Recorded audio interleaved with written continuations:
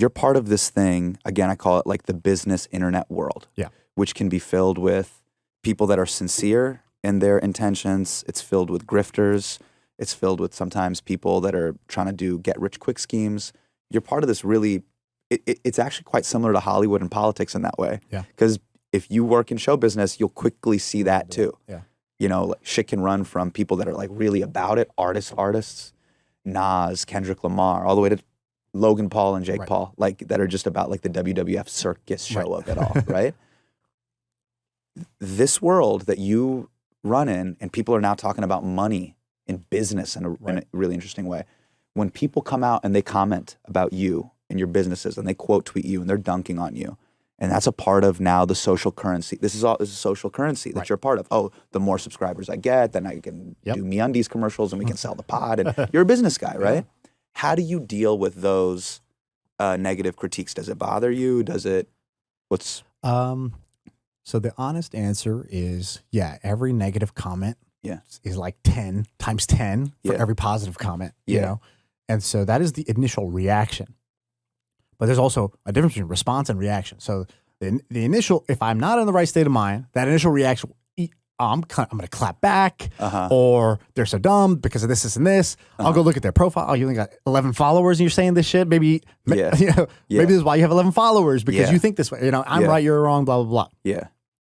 And I realized pretty quickly that doesn't get me anywhere. In fact, it would waste like almost like half a day or a whole day of mine just checking the mentions for good and bad. Like this happened, if I go viral, good. You know, I go check all of them. I'm just addicted to refreshing the thing. You did an amazing bit about this.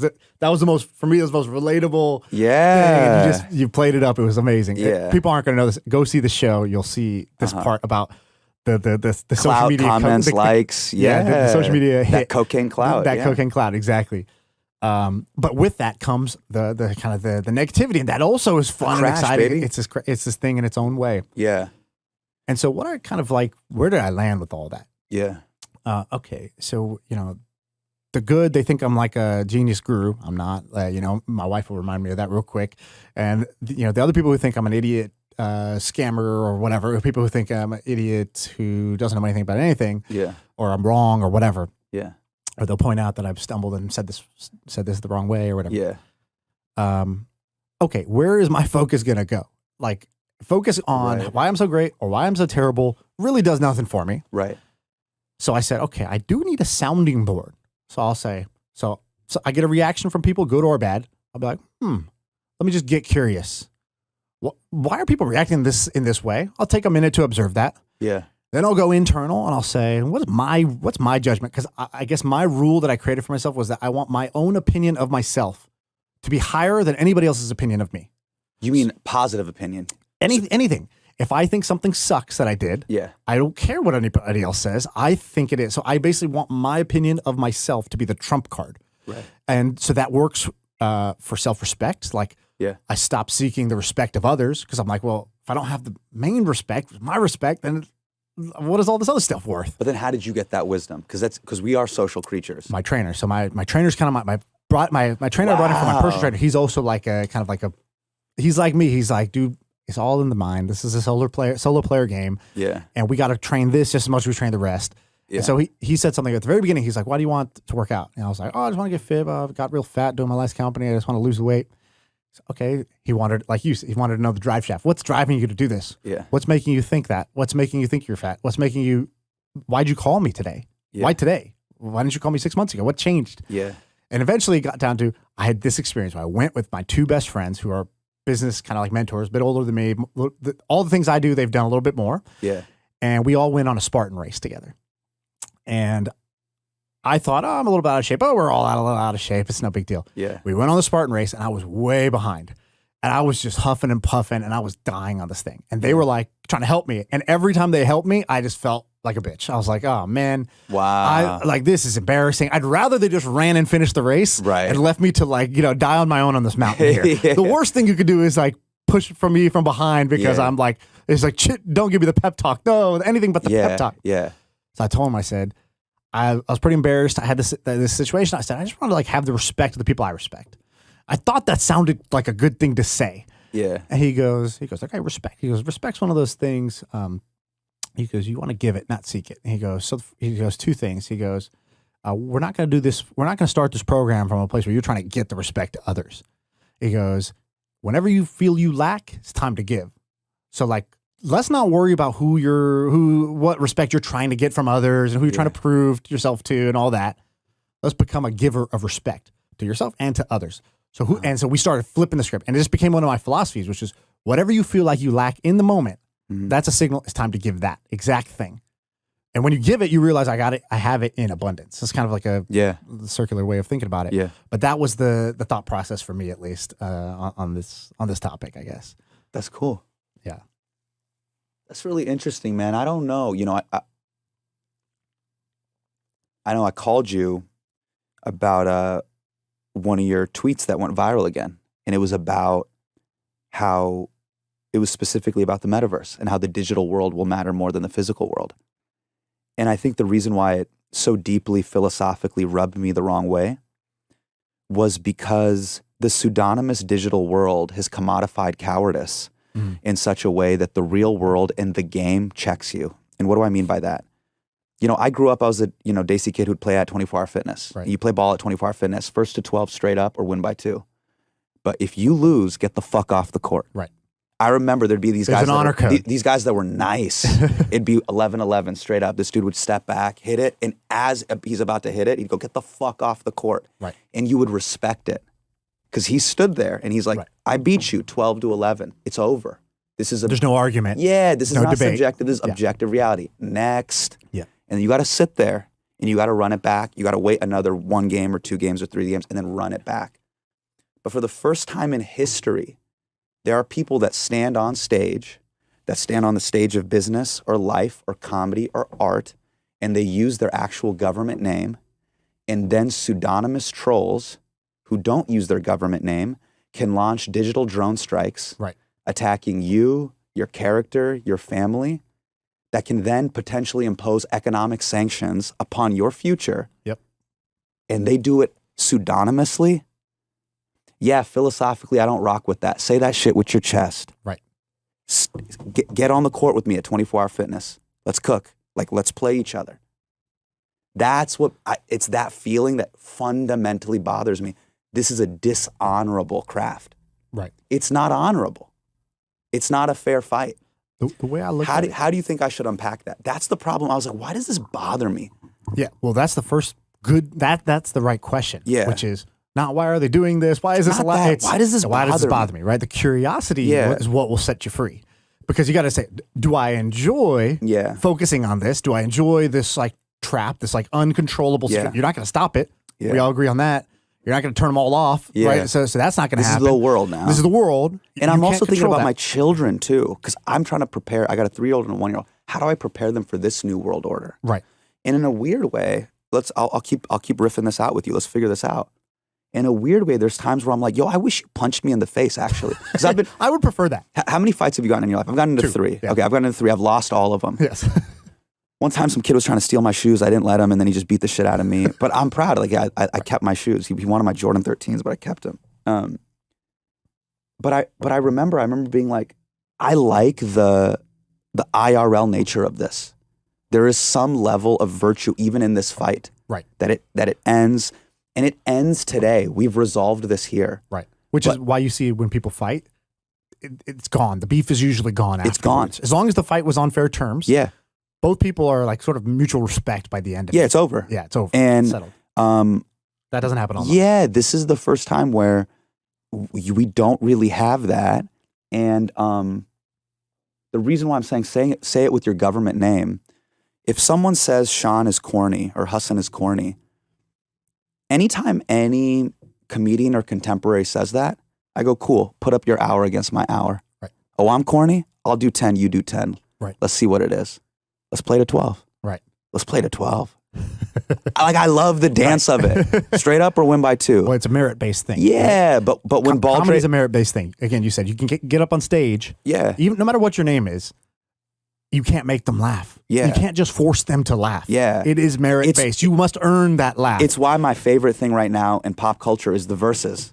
Right. I don't know if you saw Dipset versus the Lox. Yeah. But you could see Jadakiss go up against Right. Dipset, and I thought Dipset was going to win, but Jadakiss was so nice.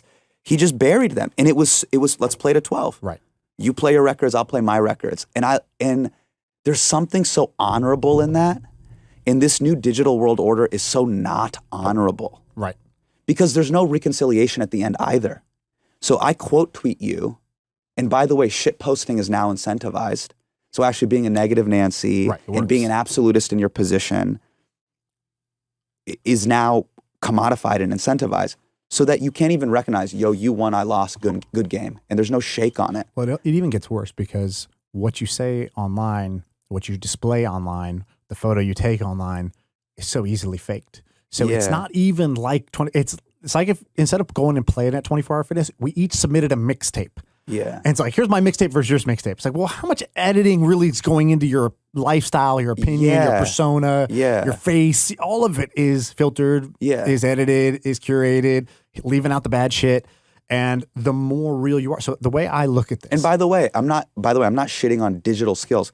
So if two people are competing against each other in video games, I still like that. Like there's NBA 2K tournaments, but it's, are you better at 2K than me? Right.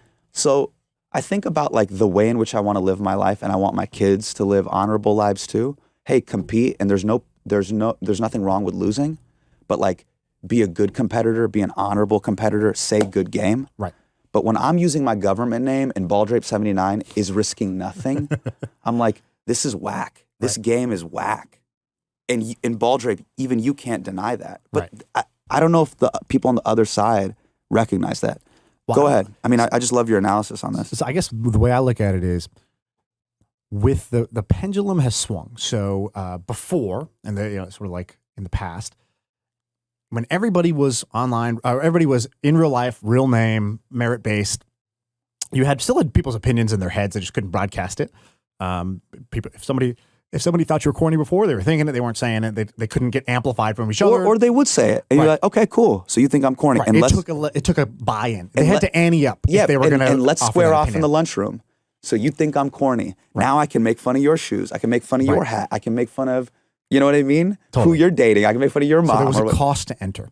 Today, there's no cost to enter the arena. The cost of the barrier to enter is so low now, right? Fake name, fake handle, whatever. You could just go on there and say whatever you want. You know what we're analyzing right now? This is Kevin Durant syndrome. Kevin Durant is one of the greatest basketball players on planet Earth. And there are people on the internet that get Kevin Durant and his feelings riled up. Yeah. And then he says he doesn't care, but obviously, you know. So this actually, but because to me, I was like, yo, if, and I talk about it in the show, I'm like, yo, these memes hurt my feelings. I'm a person. Right. But I'm like, yo, if KD is getting in his feelings, 7'2" wingspan, can cross people over, built like a velociraptor, but can move like a point guard and like, then just like shoot and sledgehammer on you. Like, and he's getting in his feelings about these like layman's at home. We're in a big fundamental shift in society and culture in a way that it never was like that before. Yeah. So I think basically the reason you get the rewards you get are because of all these things as well. So by you going out there under your real name, with your real face, with authenticity, telling your real life stories, which is what you do, right? You're talking about fertility issues. You're talking about stuff like that. Yeah. You're getting like bing, bing, bing, bing, bing. The score, the meter is just running up. Why? Because it's in such scarcity today. We don't get that from most people in most situations. So when somebody does it, you're running up the score real quick. Right. You get the benefits of being the counter to all this. High level of accountability. You're running counter to it. You're putting it on the line. So you're getting all of the benefits and you're getting the scale of those benefits. Before, without technology, right? You'd be doing local shows and I saw this guy in North Carolina. He was amazing. The guy, in Texas, like I'm not a fan of that person. I've never seen them. Yeah. You do the Netflix show, you do Twitter, you do stuff like that. You're reaching everybody everywhere all at once. Yeah. And so you're getting the benefits of that leverage. Yeah. And so you're running up the score because that is what society lacks today. This real like honor code of like, look, I'm going to go try to earn it under my real name. I'm going to put myself out there. I'll let you judge me. Yeah. And if I'm good, I'm good. If I lose, I lose. Yeah. And I'm willing to play at those stakes. Yeah. Because you're willing to play, you're getting all this benefit. And people who are not willing to play, they're not going to get any of the benefit. They're going to get so they get this proportional, like, small bit of success if they just like kind of shit on you and maybe you acknowledge. They get a little immediate dopamine hit, but ultimately they sort of don't ever really, their score never really goes up. So you're talking about the capital markets It's efficient. It's they will reward. Market. They will reward Durant or whatever. Exactly. Yeah, or you are getting rewarded for being authentic and being accountable, and and with that power comes the trade-off, which is, would you like this giant prize? Yeah. And here's what the hair on the deal. Yeah, here's the cost of that big reward. Yeah. Where you blow up in like, I don't know, 5 years or something like that. Like the last 5 years you had this like meteoric rise. Totally. Yeah. Awesome. It's because you had the right answer when society was going one way. You were an awesome counterpoint. Yeah. You're willing to say what was on your mind. You're willing to say what was right. And you use technology to go viral as hell because you had something good. It went viral. It spread like crazy. So you're going to have to pay this tax, this VIG along the way. And you got to recognize they're two sides of the same coin. And so that's where it's like the 24-hour fitness scale where it was everybody was being accountable. Yeah. Cool. But it was only operating at this like small scale. It's not scaled. It's not scaled up. Yeah. You're getting the benefits of this thing. Right. And with that comes certain trade-offs. And I think that's just like the way I look at it. And I think that's a good framing. Society's going in that direction. And so you're already on the right side of history here where you're willing to play a different game. And because of that, you're going to win a very different prize. Yeah. And you're seeing that your career basically is an example of that. So just so the listeners know, I called you on the phone when that thread went viral and I said, hey, Sean, like, and I'm so glad you picked up. Very few people pick up these days. Like real talk, pick up the phone. And I go, hey man, like this actually irks me here. And you know, I'm such like I'm an artist, man. So I operate from a feeling thing. And then I start questioning, why do I feel this way? And I was like, I'm an IRL guy. But when you're telling me everything is going to be on the metaverse, I don't want to be a pseudonymous drone. Right. I don't want to throw drone strikes at people that I can't see. I want to talk about what's real. And if you watch the show, like I'm talking about what's real. I'm talking about me and Bina, my kids, right. What I went through going at dictators and governments, and it's real. This is real life. I talk about lawsuits and this, just crazy shit. But I'm like, hey, it's real. It's my experience. Right. I'm being sincere and authentic in that experience. And I got the receipts. And I don't want to live in a world where I'm a Reddit commentator and you're a Reddit commentator and let's just like argue ad infinitum. That's a zero value add to society to me. Right.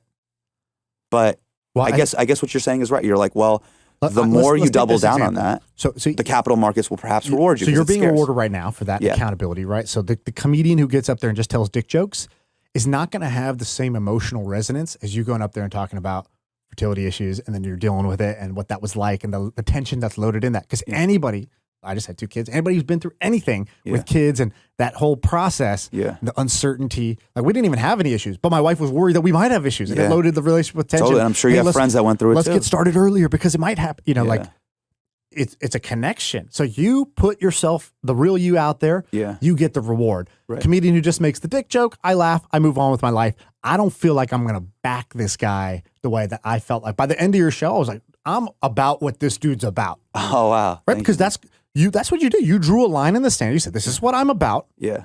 You built your case. Yeah. And at the end of that, how could you not be like, right. I'm on. Yeah, and if you rock with me, cool. If you don't, cool. And so it was a very different thing. It wasn't just laughing. It was like laughing, but also this person just put their balls on the table and said, this is what I'm about. Yeah. And you got to respect that. And then you got to react to that. You got to pick a side. You're either about that or you're not. And that's okay. You can go either way. Yeah. But he made it very clear. And then I'm like, that guy's going to build an army. Because because there's a lot of people who are going to hear that and be like, I rock with that. I rock with that. Yeah. Whereas if you just did a bunch of impressions of like what Indian aunties sound like, I would have laughed. Yeah. And then I would have been like, next time you have something, I'm not lining up for it. I'm not camping out for it. Right. Because I didn't connect in that way. Right. But you did it. So I think you get paid for doing that. So you're saying just be aware of that. Be aware of that and like recognize just remember what's already working for you and why that bothers you is because you're the opposite of that. Yeah. But there's also a piece of it that could be you, but you've intentionally driven the other way. So when you see it, you're like, I built my brand being the opposite of that. Yeah. So it's like when Apple sees a poorly designed product, Steve Jobs was disgusted when he saw other products that were not well thought through.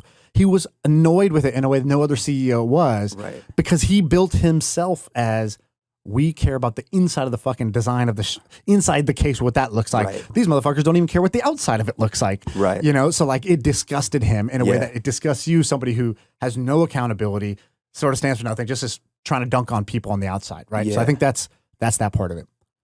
to go to the metaverse side of it, I think it's not as different as you think. So let's say the world does move to where we have these online identities, and that digital identity matters a lot. Yeah. You have a screen name, and my first screen name was Mr. Goobapple. So like whatever. That's whatever I picked when I was in 5th grade. That's so I don't even know what that is. Yeah. Let's say that stuck with me. Right. Yeah. It's so funny. You know, my first screen name was Hassan Minhaj 1. I've always been this way. Yeah. It's always, yes, it was taken. And then I remember on AIM, Hassan Minhaj went online. You remember the door? You hear the sound of the door open? Of course. Right? And then I'm like, yeah, and I messaged him, and then it just immediately the door closed. So I think that whatever your screen name is, it'll be the same. Like this name you have, Hassan Minhaj, that's what was given to you. It's for better or worse, it's your stage name for the world. Sure. And you're building up a reputation under that name. Yeah. It doesn't matter if that name was Mr. Goobapple or it's Hassan. It doesn't really matter what's a real name. It's whatever you're going to make accountable. You're going to say, hey, if you like me, if you trust me, put my reputation on this name. Yeah. And then if I fuck up, that name has lost its value. Yes. Well, the metaverse, you might be able to pick a second name, but like it's still going to work the same way. Yeah. Where people are still going to have to put up or shut up under some handle. It just doesn't matter if it matches your social security number. It's kind of like my take on that. But I don't know. It's a wild world of how that's going to turn out. I think we're still we're still a ways away from that. But where do you get the points